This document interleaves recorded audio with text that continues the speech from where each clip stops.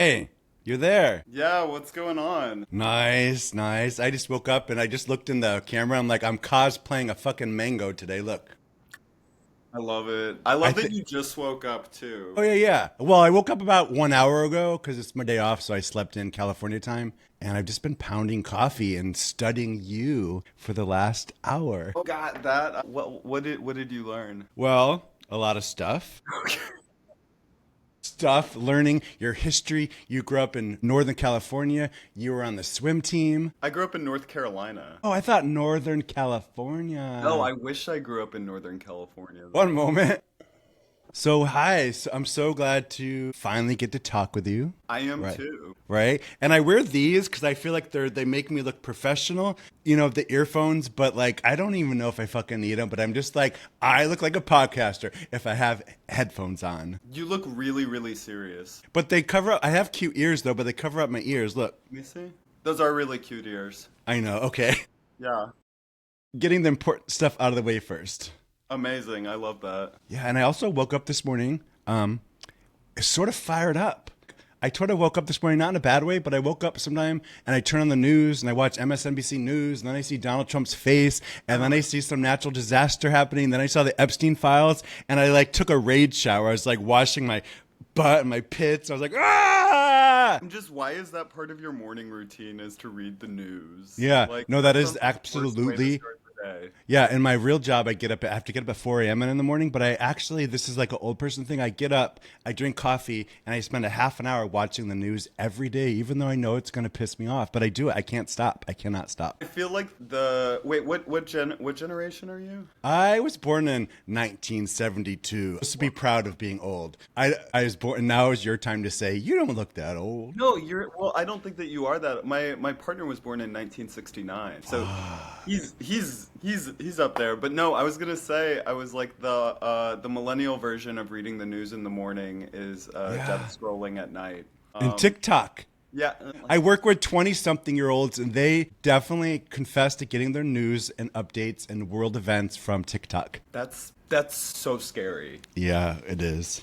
So, Austin Jennings, That's how are you? Austin Jennings, you're a actor, a comedian, a playwright. oh, What else can you add to that? well, I'm a screenwriter as well. Screenwriter. I'm sorry. I'm not very No, no, smart. no, no, Just no. It's a okay. screenwriter. Screenwriter is how all of this kind of like came to be, but I'm also a cat dad, and I feel like he'll You are. probably come over at some point, and like he's right below me right now. I And have a cat lingering between my legs right now too. wait, show me your cat. I'll show you mine. Okay. I'm gonna have to move my buddy. Come here. Now you just. Well, I currently have three cats, but I have a kitten who's like obsessed and attached. When he comes through again, I'll grab him and pick him up. He's a 6 months old little tuxedo named Shut the Diego. fuck up.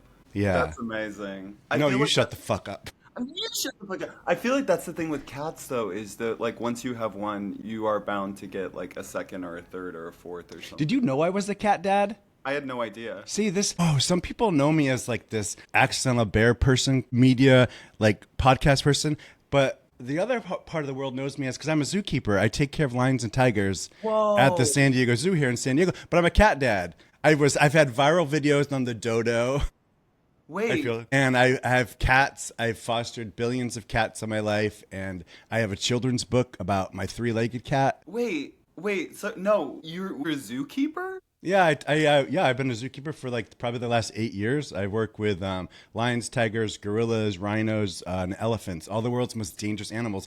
So I always say I'm a zookeeper on the DL because the worlds don't collide. My zookeeper world is very professional and orientated towards like conservation and public facing, and like they don't need to come to my podcast and hear me talk about boners and cum because those are and poop. Those are three recurring topics in my life. I mean, I feel like there's a lot of poop in both of the fields in which you're Yeah, talking about. yeah. But no, it's interesting because you're the accidental bear, and then you work with lions and tigers. And I've also worked with bears as well. Yeah, What is now that like? I've been talking to somebody the other day and they said, I think you're an accidental daddy now because I've hit that age where just like my age, my beard turning from red to like gray.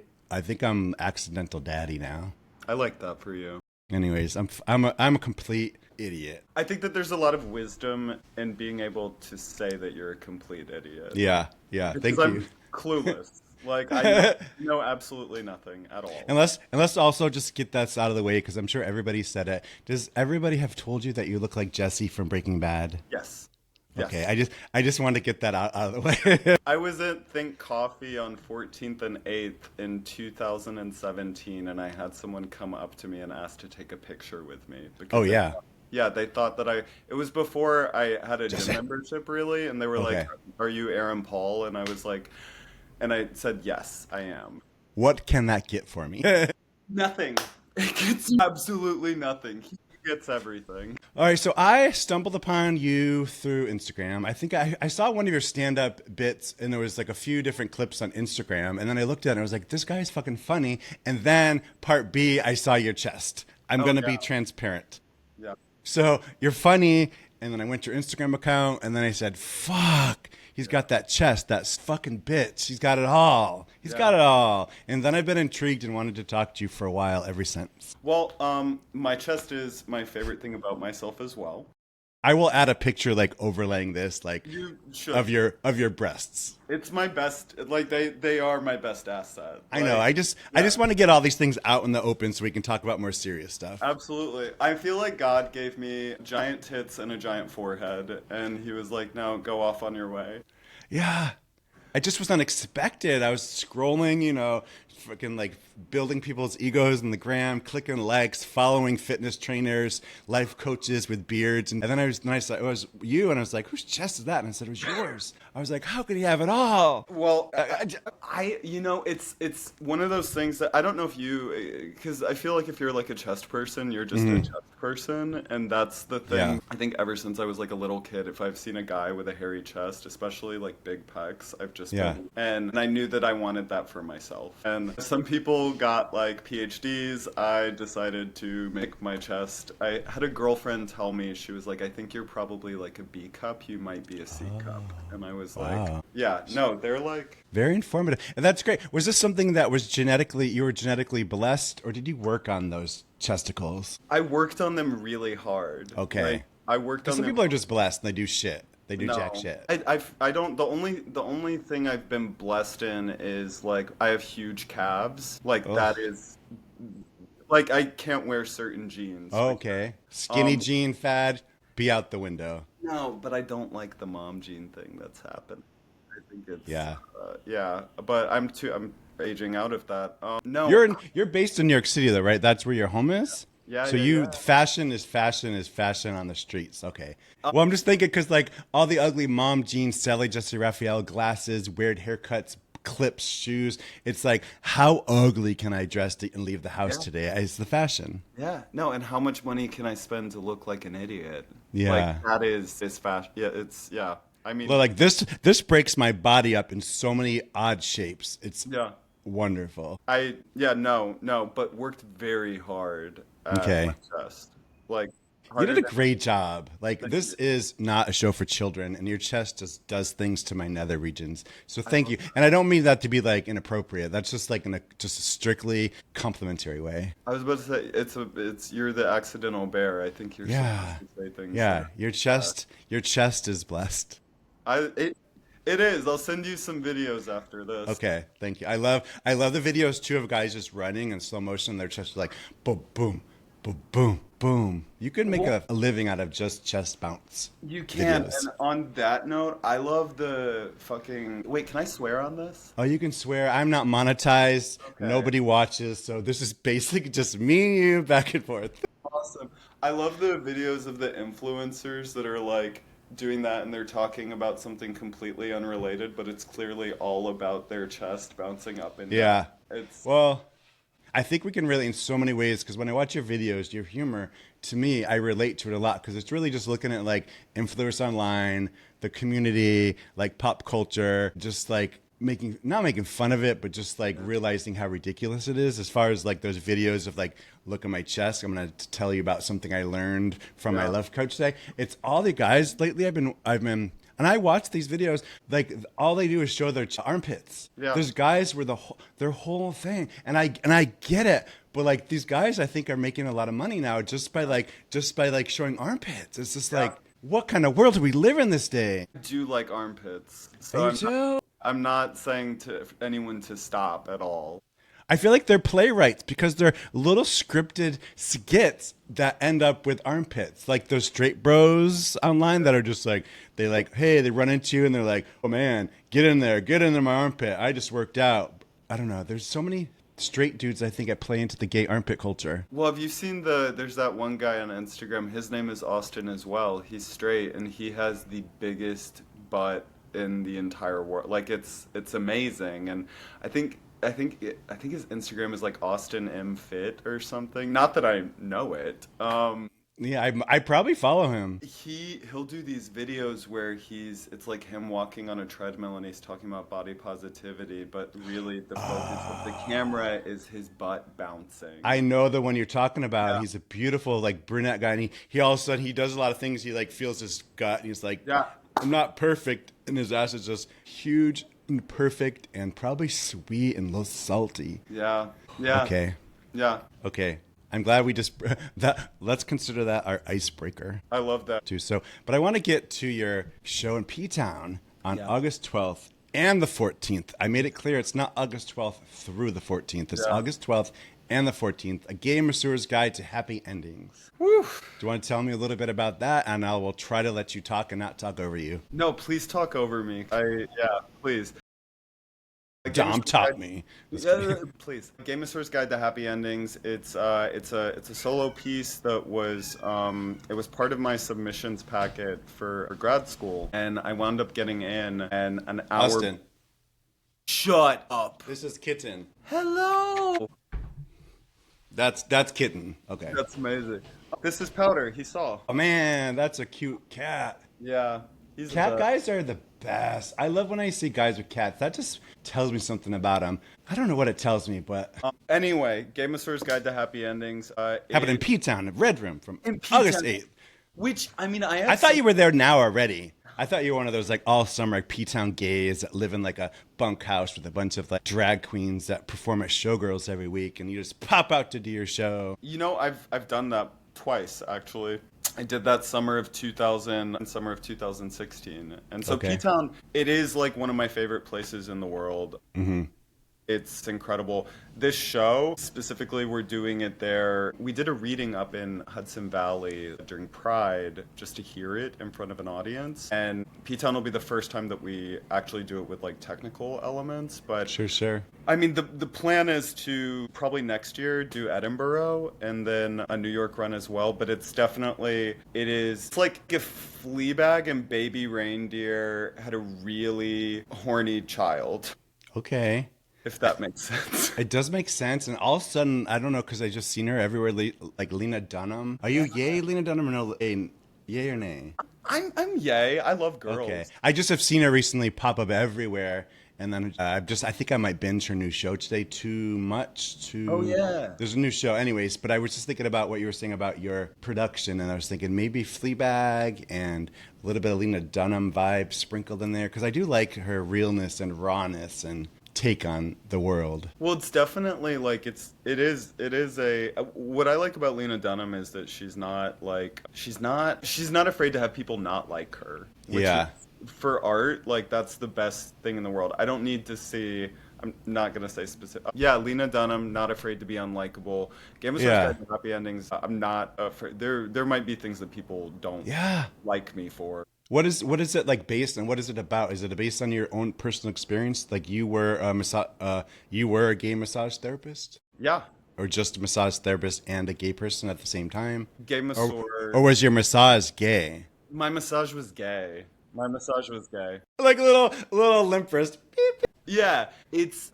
Can I tell you like the? It could be. Yeah, it could be. There's nothing off limits as far as like graphic conversations or language or topics. YouTube was already deleted one of the channels that I had that had hundreds of interviews of videos because it was deemed inappropriate and against their community standards. So I don't care about YouTube or things. I'm just You're just So- having fun. just go to town and Sure. share whatever you want to. So, all right, like I have this amazing joke writing partner, Anna Koppelman. She's brilliant, and we were writing jokes one day, and I just had this out call in Greenwich, Connecticut. I don't ever travel that far. Long story short, I got there and it was one of the most bizarre experiences I've had in my entire life.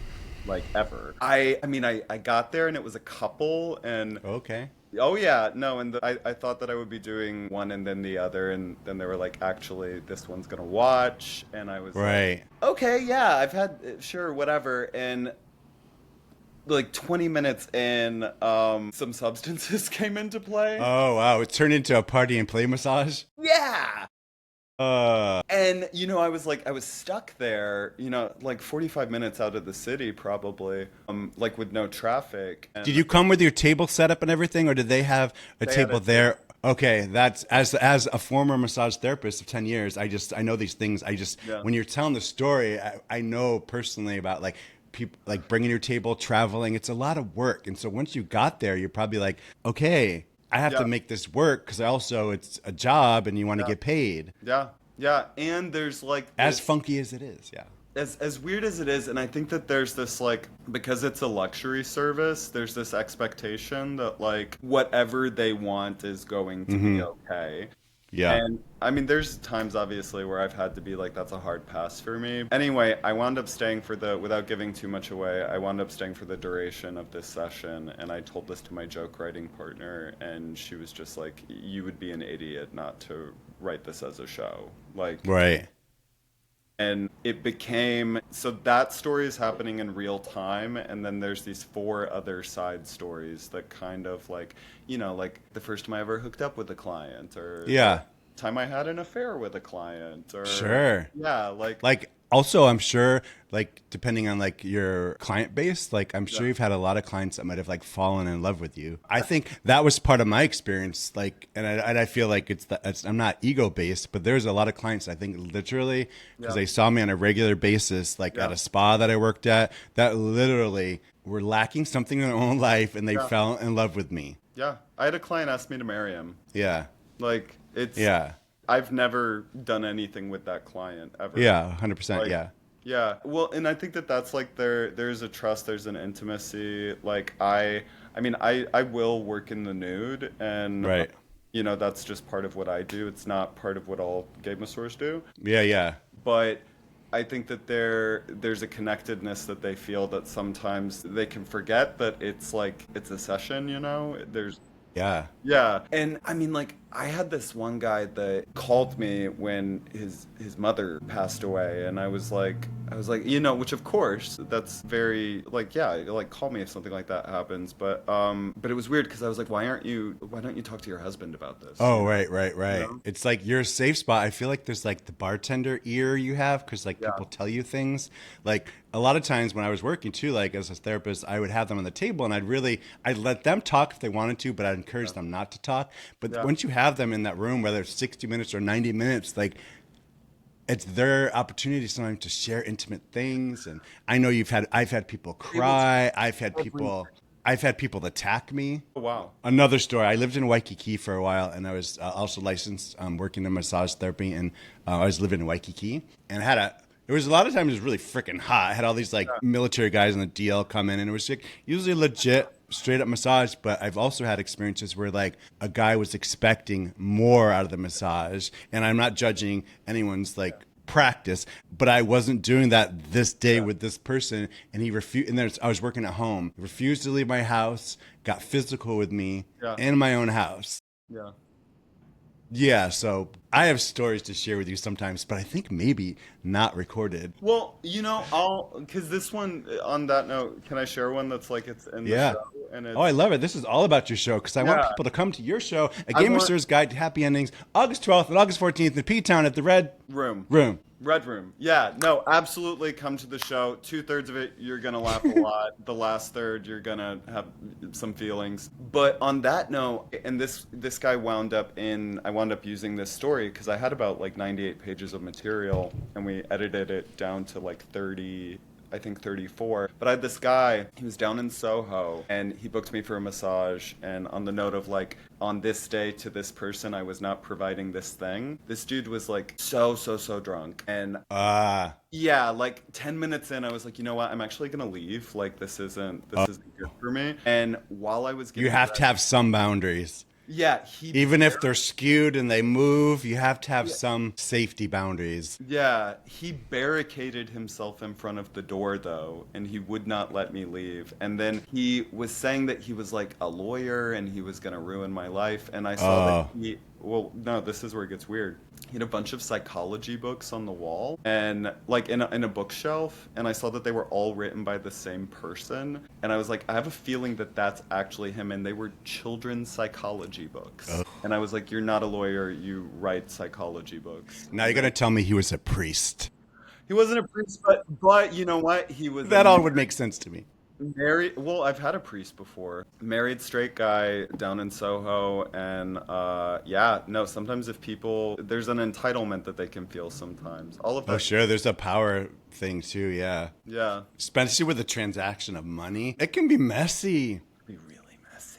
I did it for 10 years, private practice, and I also work for a spa in San Francisco's Castro district, which Oh, makes nice. it that much more sort of like, and it's at a spa that's still open. Yeah, But I have so many stories, and it just gets messy. Yeah. Also, like personal relationships in the community, and then like, it's just tricky. Yeah. It's just tricky. It's just tricky. it is, and there's no. I mean, that's the thing. You said it really well earlier about like the boundaries can get blurred and they can shift and change. Yeah. And there's so much comedy in that. Oh, Like, Jesus Christ, yes. Yeah. Even the undressing, not Yeah. dressing, like just getting your person on the table. Like I had this little routine. I'd be like, I'm going to leave the room now and let you get on the table. And then there's like I always offer the sheet, like, yeah. do I get another sheet? Do I not get another sheet? Do I take off my underwear? Do I not take Yeah. off? There's so much comedy. Yeah. Well, and there, it's funny the dressing or the undressing. I mean, it's interesting if you do nude massage, like from the masseur's perspective, there's also like a dance to it, which is really bizarre. That like The grabby hands, they're like, Yeah. Oh, yeah. No, and then you just kind of like tap dance around the table 'cause you're like shifting from yeah. like it's attached. Please don't. But yeah, the show it's there's a lot of laughs in it. It's ridiculous at times. Is it like a one-man show? Like, are you on stage telling stories? Yeah. Like with a spotlight on a stool, just like, More than that, we got. Okay. It's funny you say still. I'm on a table most of the Okay. time. I'm on a table. It's just me, and there's one other voice that's not mine that we use, and you don't hear it until the Okay. end. But I'm playing myself as well as this guy in Greenwich, Connecticut, who I get to use like my porn voice for that. I've never done porn, but if I did, I have a voice that I would use, which is like a yeah. Hey, how's it going? You know. Shit. Fine. That sounds like Jack. Oh yeah. Jack Jack. Nicholson. Yeah. Yeah. Oh, that's another one I used to get. I thought that was Jack. Yeah. But What's it like? I mean, I feel like this is a perfect fit for P-Town as well, because I had a honeymoon phase with P-Town. I haven't gone for like 5 years. It's just only because of scheduling. But like, I went in 2013. I see other people play out the same story about P-Town. They fall in love with it. It's magical. They need to go there as much as possible. And I did that for like 5 years in a row. Yeah. It is so precious, so magical. I've never had it's always so magical. And that's sort of my honeymoon phase. But now I just haven't gone because of scheduling for like years. And I see people all like on Facebook also going for their first time, whether it's Bear Week or Girl Splash or Carnival, and I'm like, dude, I get it. It's a magical place, especially when you first pop your cherry. You're like, this place is so amazing. well, it's like, I mean, I've been going since I was 23, and it might be my favorite place in the world. Sure. I'm like, I love it. Here I am interrupting the fuck out of you, but I love, like, I'm not like a big person like celebrities and stuff like that, but like, I remember the first time I was like, oh, I just passed John Waters, and I was like, oh, I'm at an art show with Rachel Maddow, and then I'm like, oh, I just fucked Andrew Sullivan. Yeah. That could be a true story. Andrew. Yeah, he's great. Andrew. Should I cut that out? No, leave it in. It was just a blowjob. Leave it in. That's okay. I mean, I did a play with his ex-husband, or maybe they're still married. What's I his don't name? know. His big, handsome man. Tone. Oh, Aaron, yeah, I know. God, I'm going to fucking leave it in there. I'm going to start some scandals. I want to be canceled. Andrew Sullivan gave me a motherfucking blowjob in P-Town. I think you're. Could he sue me for that? I don't think he can. I don't think he would. Would he? I don't know. I think the only person that knows that is my husband. Yeah. It's Okay. very well. So now, that's my experience. Yeah. well, but it's interesting that you say that the P-Town thing about like the first time you go, you will never get that back. Like, because the Yeah. first time is, I mean, it's like I just remember being like, oh, people walk down the street without a shirt on. I've never done that because straight people don't do stuff. Yeah. It's so fucking gay. And like each time year after that I went, like I'd get a better place to stay because at first I was out like I was at the Cape Colony Inn, like way out in the skirts, and then I found it was like out in the like walking distance to Commercial Street, but like out a little ways. We had to bike in, and then I started finding places just by word of mouth better. Yeah, just and then you're like, yeah, it's just an interesting place, and you're like, all the drag queens out of drag. You're like, oh, there's Trixie Mattel, there's Ben de la Creme, and then I saw one of my favorite queens ever of all times, Jinx Monsoon. I love Jinx Monsoon. I think she's the best ever to come out of that show. Anyways, Well, wait. I mean, I would say Jinx is the most talented of all. Yeah. Of them. Like Yeah. Jinx is actually an actress, and like I'm like you can do it all. Jinx is more talented than RuPaul. Ooh, by hot far. take. Hot take. Hot take. On the RuPaul's not talented. Man gets dick sucked by Andrew Sullivan. I know. Yeah. No. Canceled. I don't care. Cancel me. The best thing that's ever happened in my career. That's just same. Besides today with you. I gotta sell tickets, so like whatever. Yeah, that's true. But wait, on the note of drag queens out of drag in Provincetown, because this is an important question, and I don't know if you got around to it. It'll tell me a lot about you. Do you like Dina Martina? Do you know who that is? I do like Dina Martina. Good. I love Dina Martina. There's a picture of me I just posted the other day from 9 years ago. Dina Martina. She's Seattle when she talks about Seattle. Dina Martina is a show that I have to see every year when I'm there, hands down. And she makes me nervous. And I finally get, and I like want to get a picture with her, but I don't want to be a fan. But I'm like, I want a picture with her. Yeah. I love Dina Martina. She's one of the most talented queens of all time. Brilliant. Absolutely. She's the only drag queen that I have seen more than 16 times. Oh, and I have met Dina outside of drag through one of my like cool celebrity friends that knew her. And I was just like, sup. And she was like, just like a regular guy. Like the most regular guy. No, you would not know at all. You would never know in a million years. And then she does. I just remember being taken to see Dina when I was 23, and they were like, you are either gonna love this or hate it so much. And I'd never seen anything like that ever. She's just twisted and creative and off and like that. God, this is going to be P-Town episode. The other thing that I really love about P-Town that it's special was I like Showgirls. Like I think Showgirls has moved venue since I was there. What's his name? Laundry? Ryan Laundry. Yeah. That's it. Yeah, because I went to also like with a celebrity friend of mine who knows all them. Yeah. So I was at dinner with these people before, and I'm like cool by association, you know, like I'm not cool, but I was cool. And like that's one of my also favorite things to do in P-Town is Showgirls. That's P-Town to me. And then you just see the sprinkling of like Parky Poser showing up. Oh yeah, Pikey Poser. Pikey Poser, yeah. You mean Parker Posey? I'm dyslexic. Don't judge me. I'm just a fucking mango. That's a great drag name though, Pikey Poser. Parker Posey, just Parker like Posey. sprinkle in the mix. Anyhow, that's P-Town to me, and I can't believe it's been 6 years since I haven't gone. I think one of the coolest sightings that I had in Provincetown, it was my first summer there, and maybe I'm hallucinating this and it didn't happen, but I think it happened. That's okay. Maybe you're just microdosing. No, definitely not that. I've been sober for 13 years. Bitch! God, this is something that wasn't on my list that we're going to talk about. What? Soberness, because... Oh, yeah. Are you sober? I didn't know you were sober, but I'll tell you a story that's like happy and sad in a second. Yeah. If you want to talk. I didn't know you were sober. Yeah, no. I mean, I lick you. Now I like you. I mean, what I was going to say, well, I'm not one of those queens that, because I know people that are just like on Instagram being like, I'm sober, I'm sober, I'm sober. Yeah. It doesn't. I didn't know Yeah. you were sober. This is so relevant to my life right this moment, but like, this is not about me. This is about you. We're talking about... It's about us. P-Town, your chest, your upcoming show, sobriety. And sobriety. Now sobriety. Is now the time just to say it in like 30 seconds or less? Okay, here it is.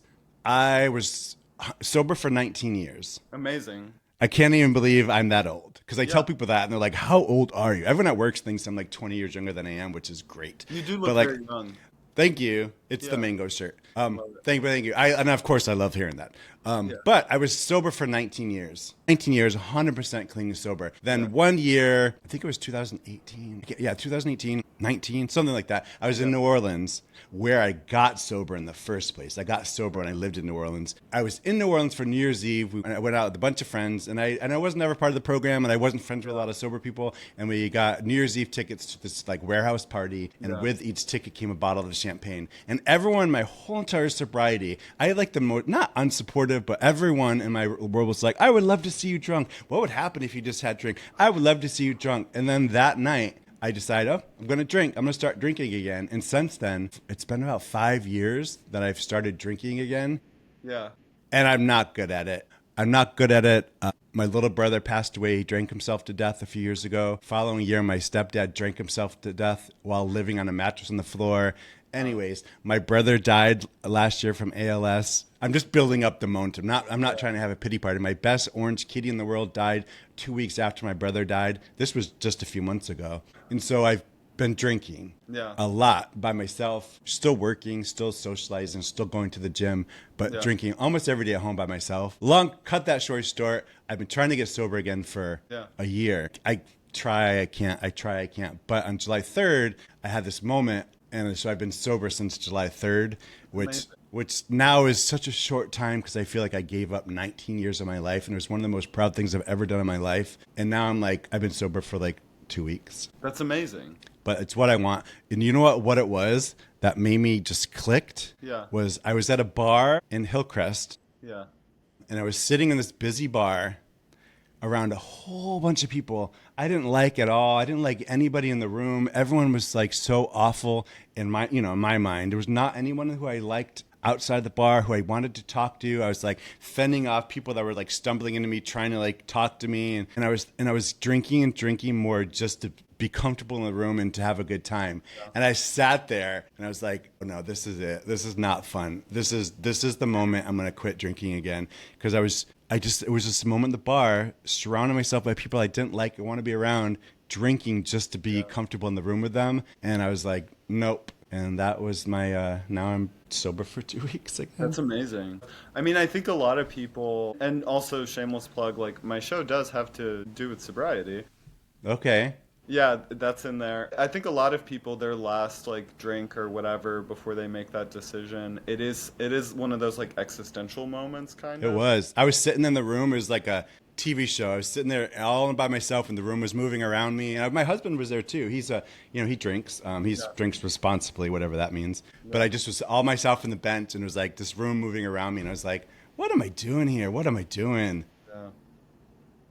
Also, I saw this clip by Steve-O from Jackass recently, and it was just about, he was talking about sobriety. He's like, I feel the worst for people that aren't quite alcoholic enough to hit rock bottom, but they're just alcoholic enough to like not think they need to stop, and it's damaging their life and like preventing them from all these things they could be doing, but they're not quite alcoholic enough to actually hit rock bottom.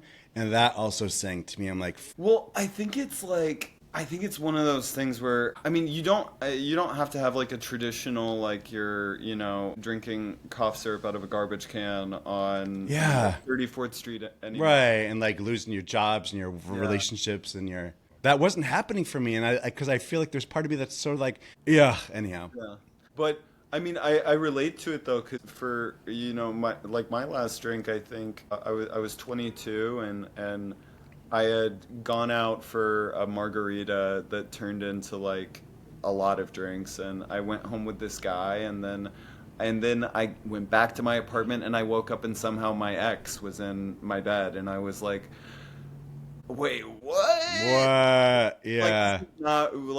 This is not leading to my authentic self at all. Like, thank God nobody fucking watches this. But a lot more people listen to it on Spotify. But look how good we look. Why wouldn't you want to watch it on YouTube? I'm getting a little sweaty. Okay, so we're off subject. So I'm going to bring it back to queer stand-up. What is it like being a gay man in the stand-up world. Because this past year, have really fallen in love with lots and lots of stand-up comedians. I never got it, Yeah. but a lot of the comedians that I like are like either straight guys. Yeah. I mean, just a sprinkling of everybody. Like, I love Ian Fidance, Yeah. but he's also says a lot of shit that's like, I feel like considered like canceling. And so I just was curious, as a stand-up comedian, I'm going to throw 45 questions at you. Throw 'em. I feel like comedians have a lot more room to make jokes and be like not PC because they're under the umbrella of comedians. Like some of the comedians I watch, I'm like, you can't say that. You can't say that. But I feel like they're comedians, so they can. If the joke is good enough, you can say anything. If the joke is, if it's good enough. Like I've yet to hear a joke, except there's one by Louis C.K., Oh, okay. who's my favorite comedian ever. Okay. I think he's brilliant. Still, even after he was run over by the bus. He did technically ask. Okay. No, that's a terrible thing to say, but he has a great joke about hot topic Israel Palestine. It's the only joke I've ever heard that works. Where I'm like, Right. yeah, I'm like, so you can make anything funny. It's just the joke has to be good enough that whatever it is you're saying, people aren't immediately turned off by it. And Gotcha. that's what separates like a truly great comedian from like someone that's just trying to get like a rise out of you or something like that. Right. Because there's a lot of that going on too, where like I'll see some comics and I'm like, that's not a joke. You're just saying like this thing. Yeah, some of the podcasts I do watch that are hosted by comedians, they just like, they constantly, I don't know if it's shock, but they use the R word for like disabled people. They use all the words. They use faggot. I love that word. I love faggot too, but like, it's just funny. Like sometimes I feel like comedians have like a pass to like say certain things. Yeah. Do you know Jordan Firstman? I love that song. Say Like it. his song Say It? Yeah. Say it. Come on, say it. Because I feel like that album, I mean, it's brilliant. I don't feel like it's taking itself. I'm so intrigued by him right now. He's so hot too. He's so hot. I just want to like straddle his chest and rub my balls and his penis all over his chest and then shoot my load in his face. Yeah. No. And then kiss him and then like go out for coffee and then talk. But just get that out of the way. Jordan, call me. But his song though, I work out to that song. I love it. And I think it's just there's a word out there that you all want to say. It's not the worst one, but it's still not okay. Come on. I know, like, yeah. I always reposted his songs where they said faggot. And then I'm like, am I going to get like shadow banned? Or like, am I going to get trouble for posting something with the words faggot? And then a song, of course, like I Want to See My Friend's Dick, which is like my anthem for the last 6 months. It's in my head always. Yeah. Well, because think about it. How many of your friends? You're married. I don't know. How many of your friends have you had sex with? I'm like, I've had sex with a lot of my friends. Most of them, yeah. Yeah. And it's just I think that's one of the best parts about being gay is it's like we're just helping each other out. Yeah, you know? a blowjob is like a gay handshake. Like, nice to meet you. I have a joke about that in my show. Fuck, I wish I could be there. You should come. You should definitely come. I know. I'm going to be in New York, actually, those dates, but upstate New York. My family lives in upstate New York, so up in Ithaca. Okay, that's actually upstate. I thought you were Yeah. going to say like Westchester, which I'm like, that's No, upstate. Although someone the other day told me upstate New York is not Ithaca, but like I grew up in upstate New York, Ithaca, my whole life. That's what it was called, upstate New York. It's on like far. paperwork and maps and the Finger Lakes. And okay, so what's something else about yourself that you want to get out there? You want to promote? You want to talk about? Where can people follow you? Do you have an OnlyFans page? No. Do you have? I might have to. I'm like, maybe I should do an OnlyFans because this economy. I'm like, it's not. It's tough. Is this, and not to be insulting, is this your, this is going to sound rude, but is this your job? Like, do you have like a normal day job too? No, I don't have. I know that's rude. Of course you don't. Of course you don't. Of course you don't. You're so talented. You can't have a normal day job. No. No. That's a totally valid question. I mean, no, I get my nice little residual checks from the TV shows I've done. You've been on multiple TV shows. I have, yeah. I want to go find you. What was your favorite show to work on? My favorites were Fleischman is in Trouble. That was on FX with Claire Danes, Lizzie Kaplan, and Jesse Eisenberg. When I got the script for that, it was one of the best things I've ever read. Like, Is that something that you want to do more of, like acting, or are you currently like I was going to say interviewing? What's the word? interviewing? Trying to get jobs in series. You have like an agent that's getting you. I do, yeah. Okay. Yeah, but wait, what was the something I wanted to get out? I fucking plow Yeah. people over with words. I just don't let them talk. All my comments are like, dude, let people talk. I can't help myself. I mean, I have severe ADHD and I'm all over the place and I don't take medication for it, but there's also a shortage of medication in America, apparently. Yeah, you're doing a good thing for those people who really need it. Exactly. But no, I mean, like, in terms of, well, there's a couple of things. Like, yeah, Okay. multiple streams of income, always important. Have that coming. I don't have an OnlyFans. Follow me on Instagram at Austin with 4 N's JB. What else we got? A Game of Swords Guide to Happy Endings, the 12th and the 14th in Provincetown, 7 p.m. Killer show. We went through it yesterday for a few hours, and I was like, this is good. Like, and I don't like myself, so I wouldn't. You're a person, yeah.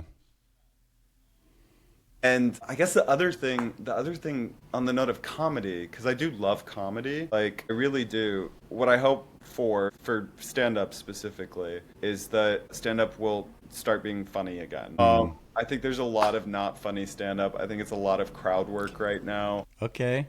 I think it's a lot of specifically gay comedy. Hot take. I don't think it's funny. Like, Yeah. I'm like, it's Okay. just hot guys saying Yeah. that they had sex or something Yeah. like that. I'm like, you're not offering anything that is actually Yeah. funny, you know? Yeah. And It's then a hot take. I see people like John Early and like Kate Berlant and Meg Stalter and Cola Scola who are just like killing it. Right. On a Cole level- is fucking the dude, the man right now. Although I was making fun of him the other day about like his non-binary thing. I was like, I feel like it's a shtick. But It's I not. couldn't say that out loud because I think I'd be shot on the streets. I met Cole 13 years ago.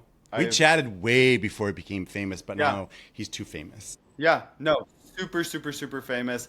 I remember being at El Centro in Hell's Kitchen, and they showed up with their purse, and it was before people were even doing like Oh. the queer non-binary thing. Yeah. And I'm like, I think it's completely authentic.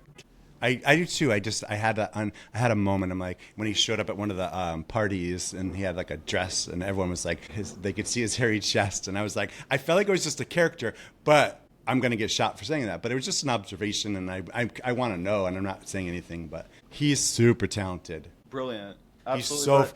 he's so twisted. Well, and I think because I saw them open for Meg Stalter. Oh, okay. Yeah, and they came out and they were playing this old woman that was talking about their daughter that died a very peaceful death in Tower Number 2. Oh, And I was just like, this is actually funny. Like more of this, less of, I'm not gonna say names, but the gay comedians that I do think what's his face is funny. Jordan Firstman. Is it Firstman or Fistman? I wrote Firstman, but is it Fistman? It might, who knows? I don't know. I think it's Firstman. I don't know, and I don't fucking care. Yeah, I think Yeah. super fucking funny, and I do like his sort of shock value. I am just bored the shit out of like mainstream gay culture. Like, yeah, the more we get accepted, the more boring it gets. they do. And I don't care. The Yeah. more we get accepted, like I do miss walking down the street and have someone in the truck saying "faggot." Yeah. I don't know. Well, You can't say that either. You can't say that. I think maybe I'm going to change my podcast name to "You Can't Say That." That's actually really good. Yeah, it's probably taken. You can't say that. Maybe it's not. You should definitely look into the copyright. But no, it is that thing of like gay culture. The more mainstream it gets, like it's bachelorette parties coming into Provincetown. RuPaul's just Drag so- Race. Boring. Have you watched it recently? Yeah, I'm actually. I haven't. I'm not caught up, but I do watch it. Yeah, it's for children. Yeah. It's literally made for children now. This is It- insane. yeah. This is for kids. This is not for adults, which I'm like, we need a show just about like piss and shit and cum. Yeah. Yeah. I think HBO's that one show Looking tried to be a little bit like that, but then also had to play it safe. I was an extra in two episodes of Looking. You probably didn't see me, but No, I couldn't get through that show. yeah. But there's no good representation. There's even like the new show with like, is it Matthew Lane? That's like Mateo. basically Will and Grace. I don't know. I hate that show. I tried. It's the. Are you talking about? No, it's not Mateo Lane. It's Nathan Lane. Nathan Lane. It's Oh yeah, not Matt. Yeah, yeah. Mid-century modern. It's Yeah, I'm like these are a bunch of awful. stereotypical privileged ass gays that Yeah. I don't want to be or hang out with or look up to. It's it's creators of Will and Grace, and it's like it's just all of these. It's tropes. made for straight people. Yeah, I don't want that. Like, we need stuff for gay people. Also, I have two more words written on this piece of paper in front of me. It kind of goes to what we're talking about. It was queer. The word queer now is so funny. I had this young boy online the other day telling me what queer was. And I'm like, queer when I was growing up was like all the weirdo punk rocker kids that went to like mosh pits and punk clubs and like that was weirdo queers. And like, what was this guy telling me the other day? He was trying to tell me that queer means All inclusive. all inclusive. Queer means because I was talking about Jojo Siwa, and I know, and so I was talking about Jojo Siwa, and he was everyone was telling him, quit gatekeeping people's sexuality. She's bisexual. I was just giving her a hard time for now being straight, and She's like so straight. and everyone told me that like queer. Ramsey now. Like, it's weird. It's fucking weird. Keep going. Queer. Sorry. And I don't know. Well, I don't care. I feel like everyone has to have like one queer community voice, and I just feel like there needs to be more voices, not just one voice. And so I was just making fun of Jojo Siwa and being like, she was lesbian, now she's not lesbian. And everyone's like, that's what queer means. Queer means fluidity. And I'm like, no, it doesn't. And it was like some 23-year-old that was like, as I read his post, he was all like, snap, snap. He's like, you don't even know what queer means. I'm like, Queer. I probably don't. I'm old now. Well, I think it can be. First of all, it's whatever you want it to mean. Secondly, I mean, yeah, it is all encompassing. But I think with someone like Jojo, if you're defending Jojo Siwa, you should get a hobby. Like, you should really do something. This is someone who has no talent at all and literally was just trying to capitalize on a group of marginalized people, and it didn't work. So now she is dressed like John Benet Ramsey, covering one of the greatest songs. Betty Davis. Phenomenal song, and she managed to make it soulless. Like, you actually took all of the feeling out of that. Like, it's a phenomenal song. She needs to. I feel bad for her. I feel like she needs to have people around her wrap her up in a straitjacket, take her out to the country, and never let her have access to the internet again. And that would be the best thing for her. And that is truly, I'm looking out for her. Yeah. I think that would be the best thing for her. I think that, I thought you were going to say something else. She needs and like, take her out to the country.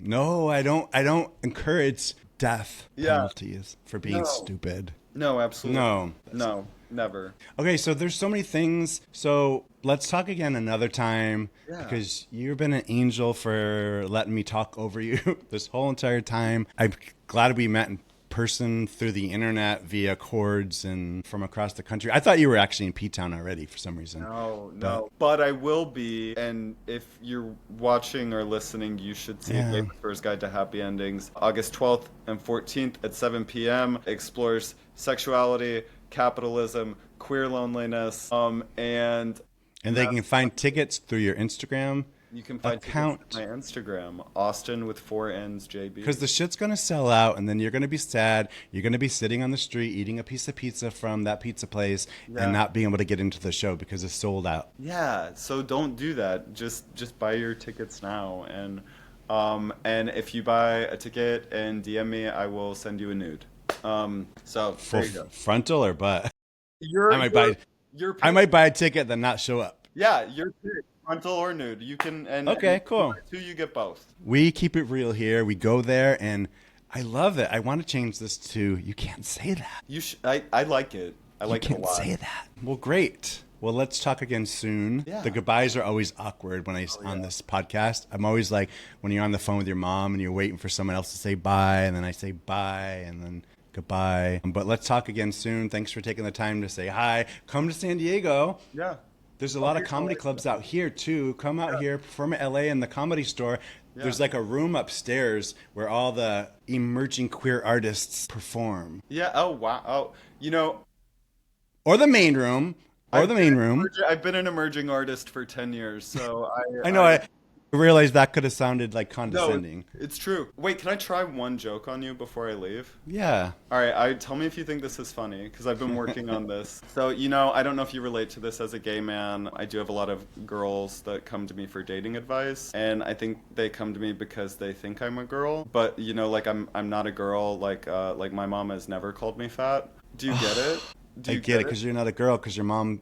I had to think about it for a second. I know it's a tough one. I'm not in love with it immediately. Is that too honest? No, that's good to know. I love you, but I love don't love that joke. I think it just needs to be greased and polished. Yeah, you got to edit that out. Well, we all need to be greased and polished.